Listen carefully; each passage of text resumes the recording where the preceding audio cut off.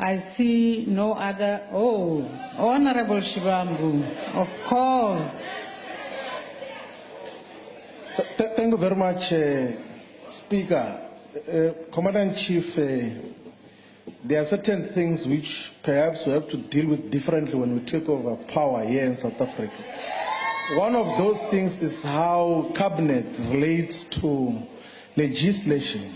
Now, this is what happened, that the National Treasury assured us throughout the deliberations on the FIC bill that cabinet has dealt with all the issues sufficiently in terms of the FIC bill.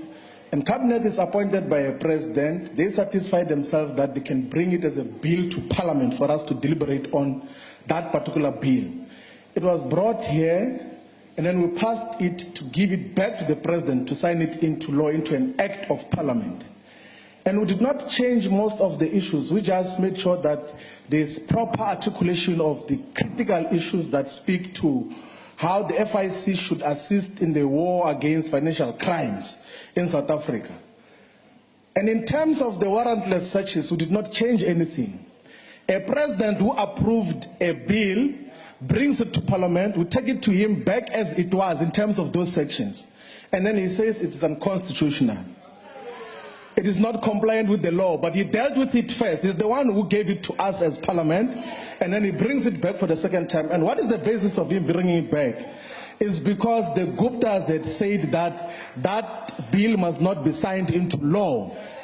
And opportunistically, when that bill was brought back specifically to deal with warrantless searches, then the Gupta groups was brought here to come and sing for their supper, led by Jimmy Manyi and unfortunately Sello Rastaba as well, because they've been co-opted into a Gupta band that seeks to protect family interest. And what were their issues? Their issues were two. They say in their submissions that bank accounts are being closed. And that is the issue that relates to the Guptas. And the second issue, they say that the ANC is going to be broke for the 2019 elections if we pass the FIC bill into a law as parliament. What they're basically suggesting is that the ANC is financed by money that is laundered. It's financed by money that is utilized for terrorist purposes, because this is what this act seeks to combat. And then the ANC Professionals Forum, led by a zombie of the Guptas called Jimmy Manyi, they come there and say that we represent the ANC professionals, and we can tell you that if you pass this bill, the ANC is going to be broke for the 2019 elections. And we're supposed to listen to such kind of nonsense, pure nonsense that has happened.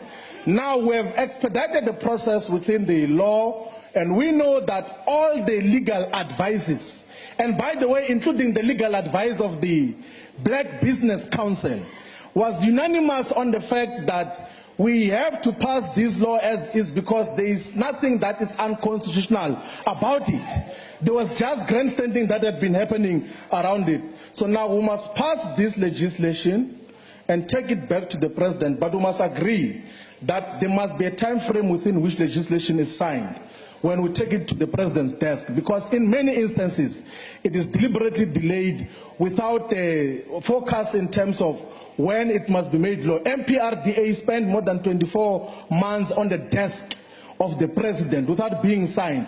It ultimately was brought back here in parliament. It was signed very late. So when the FIC bill goes back to the president, with the outgoing president's desk, in light of the incoming developments, he must immediately sign it into law, so that we can have a proper instrument to fight financial crimes, money laundering, and all these things that happen in the global money movements. It's an important legislation to pass into law, but it's not the end of it. There are many other legislations that we must put into action to be able to fight financial crimes that define South Africa for a very long time. Thank you very much.